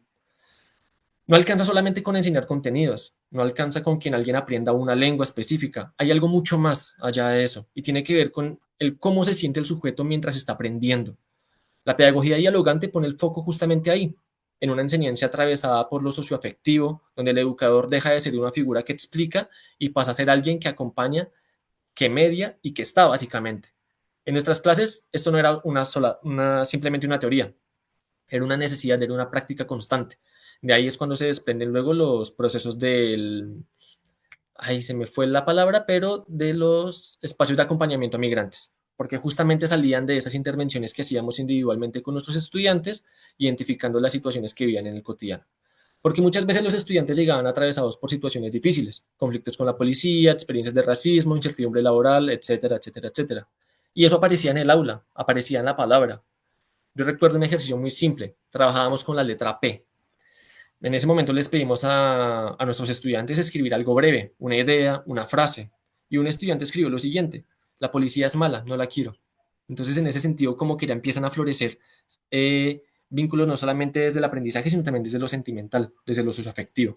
Si ustedes se dan cuenta, en la imagen que está en la presentación, también hacen parte de un ejercicio que se hizo en clase y unas postales que ellos enviaban a seres queridos. Y si se alcanzan a dar cuenta, algunos están escribiendo que están enojados, que se sienten hartos de la policía, que tienen inclusive ganas de regresarse a su país. Entonces, pues ahí la lengua deja de ser un ejercicio y se vuelve una expresión de la experiencia propia. Algo similar pasaba con los otros ejercicios que se iban desarrollando, porque pues básicamente, ¿qué significa enseñar en ese contexto? Me pregunto. Significa escuchar, acompañar y leer lo que no siempre está explícito. De eso también se tiene que encargar el docente. Porque si alguien no está bien, pues difícilmente puede aprender. Y es ahí donde la enseñanza se vuelve verdaderamente humana. Seguimos con Estela Quintar, perdón, pedagoga argentina y pues radicada en México, si no estoy mal. Para el caso de Estela, su propuesta es de la didáctica no parametral y nos permite pensar la enseñanza desde otro lugar, un lugar donde el currículum, los contenidos y los propios elementos del proceso de aprendizaje no son fijos ni cerrados, sino que pueden ser modificados constantemente en función de las necesidades de nuestros estudiantes. Esto implica con la idea de un currículum rígido. En nuestra experiencia, pues esto no fue una decisión teórica, también fue una decisión concreta. A partir de los diagnósticos iniciales pudimos identificar que los estudiantes no compartían los mismos niveles de alfabetización, como ya se venía diciendo anteriormente. Y frente a esto se tomó la decisión primero de reorganizar el grupo, dividiéndolo entre subgrupos de niveles o de formación. Nivel A, nivel B y nivel C. En lo personal yo siempre me quedé con los de nivel A porque me gustaba más el desafío de enseñar la primera palabra, como estar ahí al frente. Entonces, pues esto no solamente incluyó la modificación de la organización, sino que también se transformaron los contenidos y las herramientas de trabajo. Se hicieron ajustes a la forma de enseñar, el sistema de escritura, porque algunos pues escribían en el sentido contrario a lo que nosotros normalmente escribimos, que es de izquierda a derecha, por ejemplo. Se comenzaron a incorporar situaciones más cercanas a la vida cotidiana de los estudiantes en los ejercicios de clase. Por ejemplo, una lotería mexicana adaptada en donde incluye ir a la mezquita. En ese sentido, bueno, y después tuvimos que repensarnos la idea porque pues nos dimos cuenta que ellos muchas veces rezaban en su casa, no tenían la necesidad de ir a la mezquita. Entonces, a esto voy, como que el proceso del currículum no es una camisa de fuerza. Yo veo el currículum más como un bote con remos, porque pues la educación formal es un bote con motor que te lleva en un sentido único y final, de un punto A a un punto B. En cambio, en la educación popular, el currículum es un bote con remos. Tú marcas la dirección, tú marcas el ritmo, tú marcas la velocidad, retrocedes, regresas. Eso es lo más enriquecedor de eso. Y pues en ese sentido, enseñar dejó de ser aplicar un programa, pasó más a a construirse en el proceso, porque nunca se finalizó, siempre está en constante cambio. Llegamos ahora a Adriana Puigros, que es una también pedagoga fuerte de la educación popular argentina, y con ella pues la educación dejó de pensarse como la enseñanza técnica de la lectura y la escritura y pasa a entenderse como un proceso de emancipación política y social. Esto implica reconocer primero que educar no puede separarse del contexto histórico, ni tampoco de las condiciones sociales en las que viven los sujetos. En ese sentido, pues Adriana proponía recuperar la dimensión política de la pedagogía, apostando por una educación democratizadora, capaz de reconocer los saberes socialmente productivos y la realidad concreta de los estudiantes. Pero también introduce algo clave, que es la necesidad de imaginar. Imaginar nuevas formas de enseñar, nuevas formas de aprender y nuevas formas de organizarse en la vida colectiva. En la experiencia de las clases se volvió muy concreto en una situación particular. En esta diapositiva ustedes están viendo una situación en donde tuvimos la oportunidad de conversar con la Milsar, que es el portavoz del Sindicato Popular de Vendedores Ambulantes de Barcelona y es uno de los fundadores de la marca Top Manta, que es una marca creada directamente por migrantes senegaleses en Barcelona. Su relato sobre los procesos de organización frente a las restricciones laborales no solamente permitió conocer una experiencia concreta de lucha, sino que abrió la posibilidad de pensar que otras formas de organización podían ser replicadas en otros territorios. Y en ese momento comenzó a aparecer debates, preguntas, proyecciones, escenarios imaginarios. ¿Era posible construir algo similar? ¿Era posible organizarse de otra manera? Tiempo después, pues esa imaginación colectiva empezó a tomar forma. No al mismo nivel de Top Manta, claramente, pero sin una experiencia que recupera ese espíritu, que fue la tiendita migrante. Ya lo voy a comentar posteriormente. Una forma de organización económica y política basada en el trabajo colectivo, que dialoga directamente con esa idea de la alfabetización como práctica de la emancipación. Bueno, inventamos o erramos. Frase célebre de Simón Rodríguez. O creamos algo nuevo y novedoso o seguimos repitiendo los mismos errores de siempre. Ahí está la consigna. Para todo el mundo la pandemia marcó un punto de inflexión. Las condiciones para el desarrollo de las clases obviamente cambiaron radicalmente. Y ahí se volvió nuevamente a actuar la consigna de Simón Rodríguez, esta de inventamos o erramos. Es decir, o hacemos algo o se acaba el proyecto. Fue necesario reinventar las formas de enseñar, de encontrarse y de sostener ese vínculo que estábamos tratando de fortalecer día a día. En ese sentido, pues ahí entra Damayanque, que ya lo comentó Nelly anteriormente, que pues son las cápsulas en formato de video, que no reemplazó el espacio colectivo, sino fue más bien una estrategia de sostener justamente ese proceso. Durante la pandemia se impulsó este proyecto, Damayanque, que significa yo estudio, y tenía pues, como lo decía Nelly, era un canal en YouTube que presentaba clips o cápsulas informativas y explicativas sobre cómo aplicar la lengua del español en diferentes contextos y situaciones de la vida cotidiana. De ese modo, pues se logró por medio de una adaptación situada sostener la continuidad del aprendizaje en condiciones adversas. Y ahora sí, tiendita migrante. Finalmente, en el contexto de la pandemia, emergió la experiencia de tiendita migrante, aunque breve fue profundamente significativa. Este proyecto surgió inicialmente como Yapodor War, que en lengua wolof de Senegal significa agarrarnos juntos para trabajar, y no apareció de manera aislada, sino más bien fue el resultado directo de los procesos territoriales de alfabetización en español que se impulsaron desde el bloque de trabajadores migrantes. Y en ese contexto, muchos senegaleses trabajadores de la venta ambulante se encontraban atravesados por dificultades de regularizar su situación migratoria, también estaban expuestos cotidianamente a situaciones de violencia institucional, restricción de derechos y pues obviamente pues lo que todos atravesamos, la imposibilidad de salir y sostenerlos laboralmente, porque pues ellos son trabajadores de la vía pública. Y ante esa imposibilidad de sostenerse el trabajo en la vía pública se generó la urgencia económica inmediata. En ese escenario, pues ahí es donde surge Tiendita Migrante, como estrategia colectiva de organización del trabajo a través de la venta online de productos gestionada por los propios estudiantes que pues ya se consideraban trabajadores de la economía popular. Ahora voy a retomar eso al final. Si bien en un inicio, junto con el acompañamiento de los docentes, fueron los propios estudiantes quienes progresivamente asumieron el liderazgo del proyecto. Penda, que también fue la compañera estudiante senegalesa que anteriormente Nelly trajo en su presentación, ella era la que se encargaba, por ejemplo, de recibir y responder los mensajes. Y pues también estaban organizados los compañeros senegaleses que se encargaban del armado de los kits, que se llamó Kit Antirracista Migrante, y pues también los que se encargaban de la distribución a domicilio. No se trató solamente de una respuesta económica. Ese proyecto se incorporó a una dimensión política explícita. Dos ejemplos. El primero, la materia prima se gestionó con el trabajo de la cooperativa textil boliviana La Juana Vilca, Y el segundo ejemplo, a través de la venta de los kits antirracistas, que contenían tapabocas, alcohol en gel y una bufanda que luego cambió a una camiseta, remera o playera, como se dice acá en México, las consignas tenían, por ejemplo, las frases ninguna persona es ilegal, entre otras. Y pues con eso ya empieza a funcionar una forma de visibilizar y posicionarse frente al racismo y la discriminación institucional. De este modo, pues las dimensiones económicas y políticas se volvieron inseparables. Pero ojo, porque todo esto parte de un proceso pedagógico. La organización de la producción y la venta y distribución, junto pues con el uso de la lengua en contextos reales, permitieron observar la emergencia del sujeto político migrante y trabajador de la economía popular. Con el levantamiento pues de las restricciones de la pandemia, los vendedores y muchos trabajadores volvieron a sus fuentes de trabajo habituales, es decir, en la calle. Sin embargo, pues el bloque de trabajadores migrantes sostuvo una reunión con algunos estudiantes a cargo del proyecto para que la consigna de tiendita migrante no se perdiera y pudiera seguir existiendo como experiencia de organización y trabajo autogestivo de origen migrante.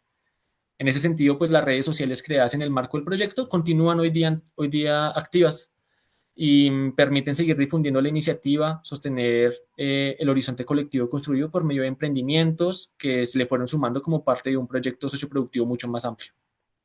Aquí con este proyecto se entiende cómo la alfabetización deja de ser solamente un contenido y se convirtió en una acción transformadora de la realidad. Para cerrar, pues me gustaría solamente mencionar que pues la alfabetización no es neutral, al igual que la lengua. Es una práctica atravesada por disputas, pero también por posibilidades de emancipación. Pensar la enseñanza del español para migrantes implicó entonces pensar qué tipo de sujetos queremos formar, qué tipo de sujetos queremos ser y en síntesis, pues también qué tipo de mundo queremos habitar. Listo, muchas gracias. Muchas gracias, Brian. Muchas gracias bueno, a Giselle y Nélida también por sus presentaciones.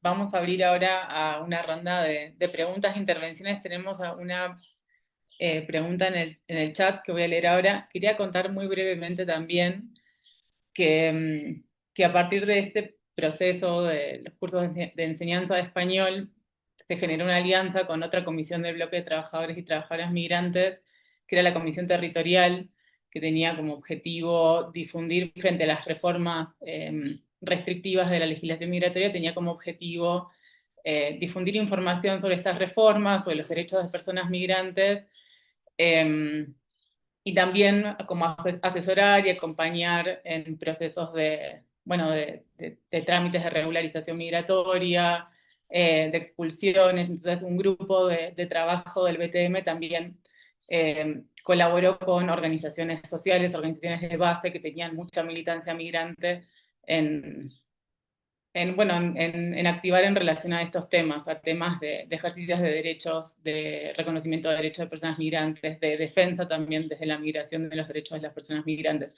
Esto que comentaban Elida y Brian de pensar al migrante como sujeto político, como sujeto de derechos, etc. Y a partir de estos procesos también, yo no participé en las clases de español, pero algunos compañeros que participaban y compañeras que participaban en las clases de español empezaron a identificar la necesidad también de hacer otro tipo de acompañamientos con los estudiantes y las estudiantes senegalesas que tenían que ver con ayudar con trámites de ciudadanía, con trámites de regularización migratoria y también acompañar a personas que eran detenidas por la policía en estas situaciones de violencia institucional que se daban en el contexto del trabajo en la vía pública, y ahí se generaron alianzas con defensorías públicas, con otras organizaciones, con las organizaciones de migrantes, para poder hacer estos acompañamientos medio de emergencia en situaciones de detención en flagrancia, y también en asesoramiento con estos trámites, y a partir de eso también se generó medio como una alianza para demandar por la creación de un programa de regularización migratoria que combinó esto, las organizaciones de senegaleses, organizaciones de derechos humanos, organizaciones de migrantes, a estos compañeros y compañeras de bloque, y también a organismos públicos de acceso a la justicia que tuvieron bastante participación en esto. Fue todo un proceso medio agridulce, la verdad, porque culminó en la creación de un programa de regularización migratoria que solucionó de manera parcial el problema de acceso a la regularidad de personas migrantes de manera muy temporal, con personas que ya estaban ahí, pero no implicó una reforma de la ley de migraciones que permita a las personas de extra-Mercosur acceder más fácilmente a la regularización migratoria, así que eso fue como medio, eso, un proceso agridulce. Em, Así que voy a leer las preguntas que hay en el chat. Em, ¿Qué son? En primer lugar, ¿qué formas tienen los senegaleses en Argentina para usar el leer y escribir en español y hacer que sus cuentos y tradiciones de Senegal vivan en las calles porteñas sin perder su raíz? Esta es una pregunta de Lila. Y una segunda pregunta es, ¿qué les ha enseñado esta experiencia sobre pensar la enseñanza de segundas lenguas o desde una pedagogía decolonial o desde una perspectiva de justicia lingüística? Y no sé si alguien más quiere participar con alguna pregunta que podemos sumar a esta o comenzamos con esta. Si quieres, Bueno, comenzamos y ya después que vayan dale, llegando las siguientes. dale. Bueno, a mí me gustaría responder la primera, que, em, bueno, creo que lo primero que hay que pensar también es que en general la tradición senegalesa, por ejemplo, en cuanto a, y muchas de África, en tanto a transmitir esto de cuentos y tradiciones, si lo vemos así, pues es más que nada oral, ¿no?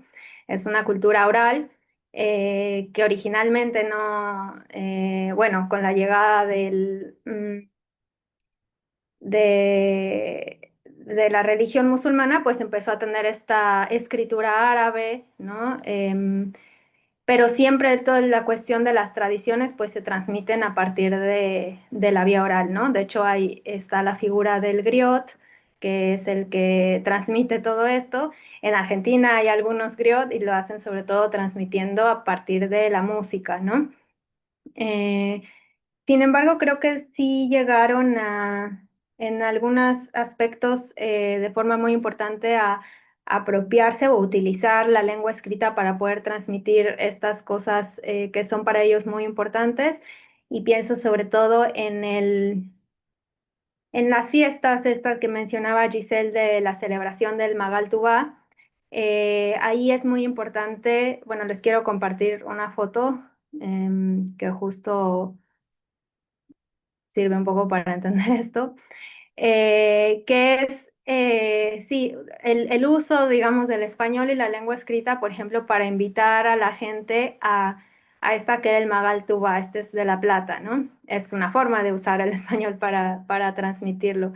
Pero también dentro de las celebraciones, ya aquí en la celebración tienen, por ejemplo, todos estos plotters al fondo, que no se alcanza a ver muy bien, pero aquí abajo, creo que acá hay un ejemplo. Hice una breve biografía, ¿no? De cada una de estos líderes religiosos. Y bueno, es una forma de dar a conocer y incluirnos a las demás personas hispanohablantes en esto que es tan relevante para ellos, ¿no? Em, y bueno, así cada uno de estos tiene su historia. También me acuerdo que repartían unos folletos con esta información, de qué es el Magaltubá, quién fue Sheikh Ahmadou Bamba. eh, y pienso, bueno, en cuanto a poesía, podríamos pensar también justo los textos de Sheikh Ahmadou Bamba que ellos leen y cantan, que son poemas o hásídas, que no creo que sea exactamente la idea que tenemos de poesía, porque acá tienen un valor religioso, pero bueno, nunca las vi traducidas al español, sería genial que hicieran alguna traducción. Y pienso también en que estaría bueno si Giselle quieres contar, porque creo que también hubo un proyecto que hizo Giselle con alguien más que quería justamente transmitir las historias de migrantes en Argentina. Gracias, Nelly. Sí, yo dudaba en cómo pensar ese proyecto porque, em, bueno, finalmente fui yo la que puso la voz, pero sí fue un proyecto que nació por la idea de Falu, que es un migrante senegalés que vivió en la Argentina durante 5 años. Él estuvo participando en una obra de teatro con otro hombre migrante senegalés, Sou, Ellos justamente en esa obra de teatro querían contar las problemáticas que tenían en la Argentina y dar a conocer un poco cómo es la vida de los senegaleses y sus tradiciones, y eso fue recuperado en esa obra de teatro, pero Fallou no estaba conforme con la llegada que tenía esa obra y se acercó para solicitarme escribir un libro juntos en donde pudiésemos dar cuenta de las historias de estos migrantes senegaleses en Buenos Aires. Su idea era un poco romper con el prejuicio que había en la sociedad respecto a estos migrantes, que se hacía muy notorio en aquel momento, en el 2018, 2019, en las noticias que se publicaban en los medios de comunicación, que criminalizaban a esta población migrante. Entonces, con Fallou hicimos entrevistas a distintas personas de la colectividad senegalesa.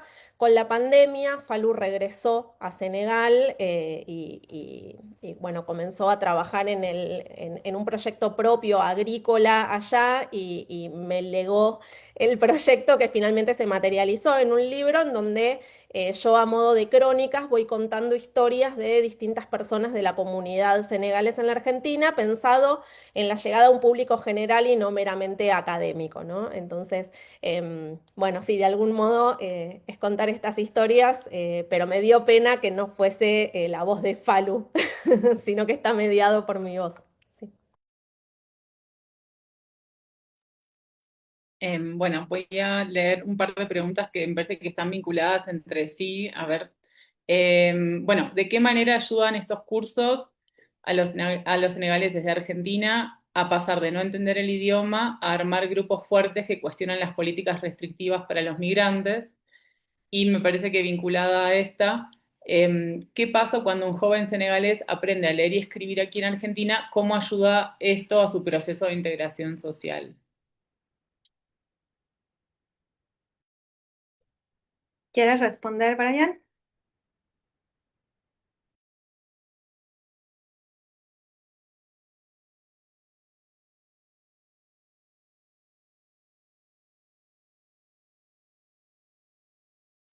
Bueno, entonces respondo.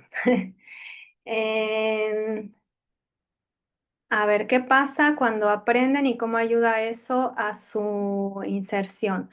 Yo creo que es algo, o sea, para empezar hay que pensar que no aprenden español solamente a partir de estos cursos, ¿no? De hecho, si lo pensamos numéricamente, son pocos en cuanto a la cantidad de senegaleses que toman cursos o que no toman cursos. Tienen una forma de aprender la lengua que es inmersión en la calle, ¿no? A través de experiencias, intercambios lingüísticos. Pero creo que, bueno, el asistir a este curso u otros cursos, más que nada lo que otorga, además de aprender la lengua, es una estrategia de organización junto a otras organizaciones o también quizá de legitimación al estar, por ejemplo, yendo a alguno de los cursos que es del Estado, ¿no? Me parece que esto puede otorgar más bien a una cuestión simbólica de, yo estoy estudiando español, yo aprendí español, y eso fortalecer muchas veces su agencia, ¿no? Al momento de participar en la sociedad. Y creo que, por ejemplo, estos ejemplos que acabamos de mencionar sobre apropiarse del español, como vimos acá en el Magal Tubao, lo que contaba Giselle de la obra de teatro y todo, pues es una forma justamente de participación social más amplia que no les hubiera permitido si no utilizaran la lengua estándar que se utiliza en Argentina, ¿no? Bueno, esa es la respuesta que se me ocurre. No encontré la pregunta en el chat, ¿me la podrías repetir, Cami? Por favor. Sí, ahí te las repito, son dos preguntas. Una es cómo ayudan los cursos a la organización política, ¿no? Que cuestiona políticas restrictivas para migrantes. Y otra sería por ahí cómo ayudan estos cursos también a los procesos de integración social. Bien, pues yo también creo que parte también del sentido y el oriente que tengan pues los cursos de español que se vayan a dar, ¿no?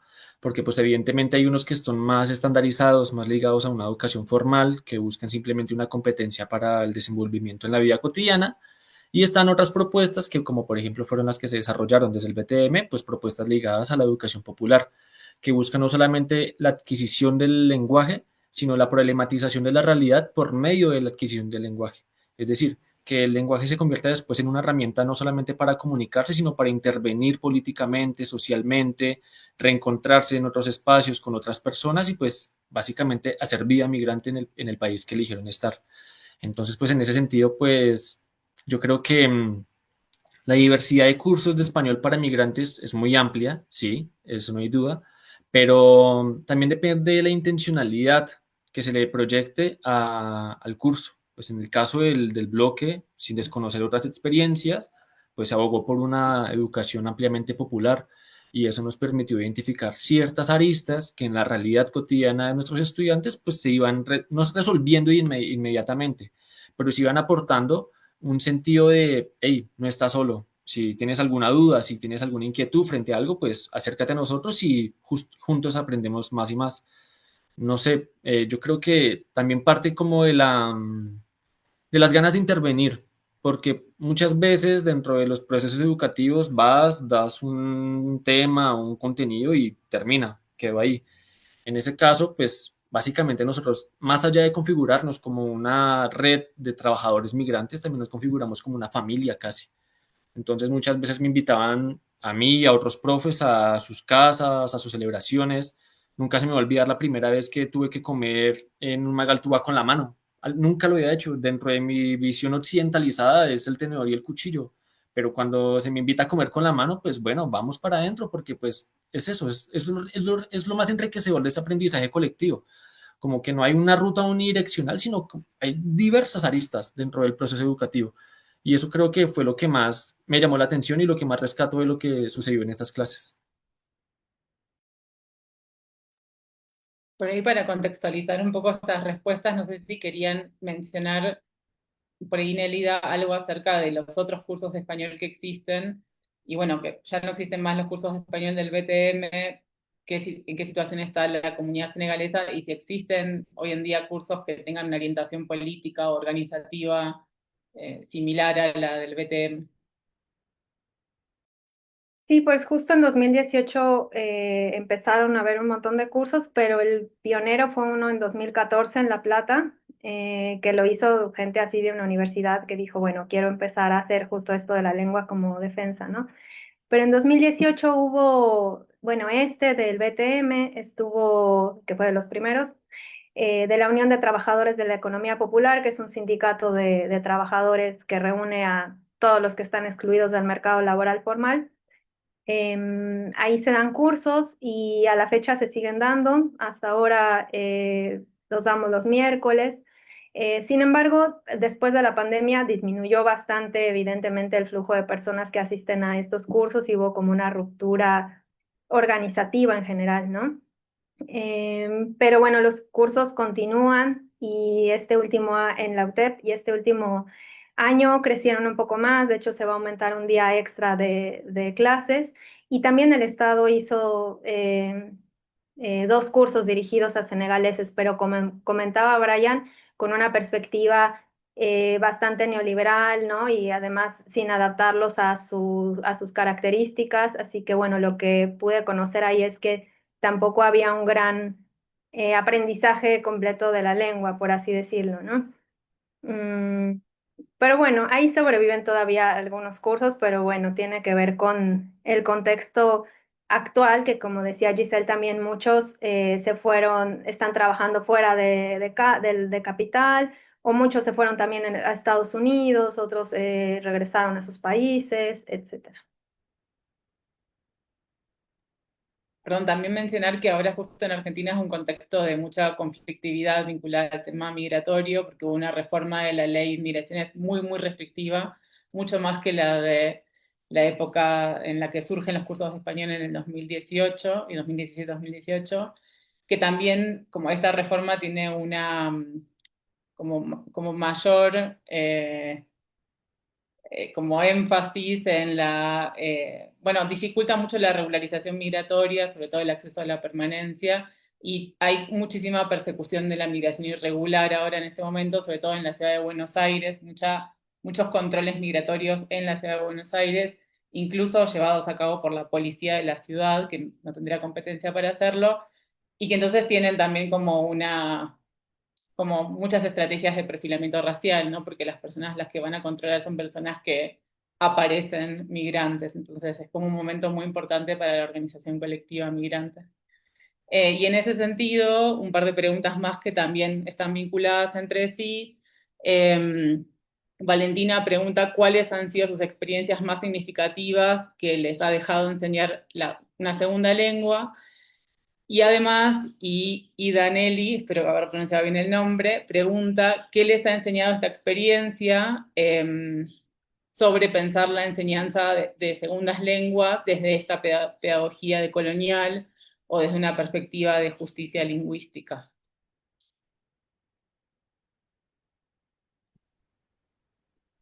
Si quieren, trato de responder.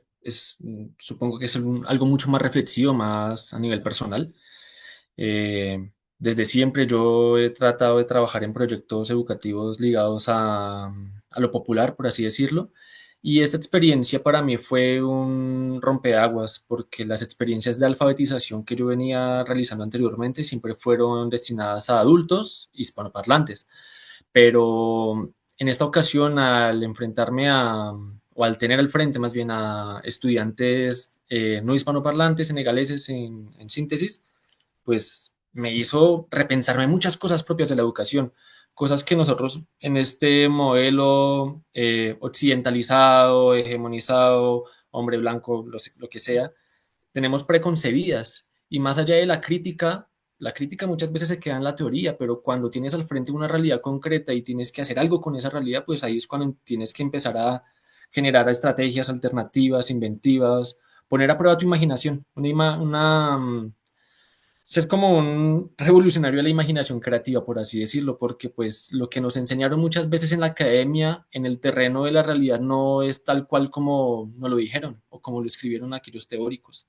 Muchas veces el proceso mismo se va dando sobre la marcha y más allá de que se dé sobre la marcha, lo más importante y lo más responsable es no descuidar el proceso y saber que estamos trabajando con seres humanos al igual que nosotros.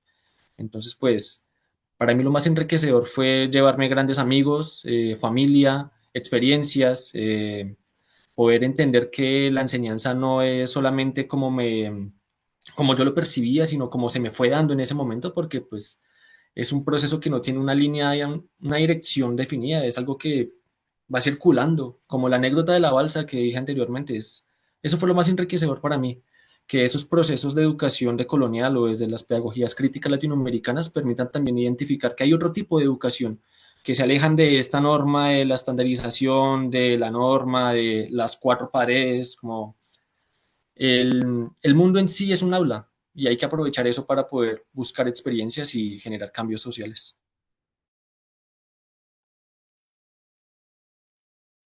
No sé, Nelly, si vos querés contestar, si no pasamos a un par de preguntas. Eh, no, sí, sí, es que no sé, es como un poco lo mismo, realmente me siento identificada con lo que dice Brian y para mí fue también como encontrar nuevamente algo muy personal, un grupo de pertenencia, ¿no?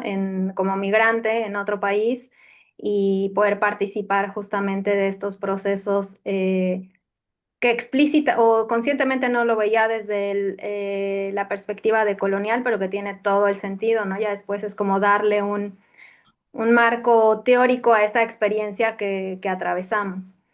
Em, eso. Ujú. Bueno, entonces le leo las últimas preguntas. Daniel pregunta si hay alguna materialización o sistematización curricular de estas experiencias pedagógicas. Y Wilfredo, además de felicitarlos por la presentación, también se pregunta si las investigaciones están difundidas, si hay investigaciones que estén publicadas sobre estos temas y dónde se pueden encontrar los textos de ustedes tres. Bueno, les contesto sobre la materia, la sistematización. Esa es nuestra gran deuda con todas las personas montones de personas que hemos participado en las clases de español, ya sea en este espacio o en otro, que es la sistematización, ¿no? Es el gran objetivo que en muchos momentos nos hemos puesto y que no hemos logrado, porque además la enseñanza en el momento es tan el día a día, digamos, por muchas veces que planificáramos algo, al final surgía otra cosa o vas viendo que es otra la que se necesitaba en ese momento, etcétera. Hoy van llegando nuevos estudiantes, se van yendo viejos, entonces tampoco hay como una progresión tan clara, ¿no? Sin embargo, tenemos mucho material realizado, pero no tenemos todavía una sistematización que espero que en un tiempo podamos hacerla. Y de nuestros trabajos sí están publicados. Ay, no sé si se oye nos pueden buscar nuestros nombres, no sé, en Academia Edu, ResearchGate, Google Scholar, y ahí les van a aparecer las publicaciones. Brian, Giselle, no sé si quieren comentar algo sobre esto. No, pues también me recojo sobre lo que decía Nelly, es la gran deuda que tenemos, pues más allá de la iniciativa de la investigación acción participativa que de última los que participamos del proyecto fuimos desarrollando, pues sí bajo esta característica de el cambio cotidiano en las clases, pues ha sido muy difícil una sistematización más seria, por así decirlo.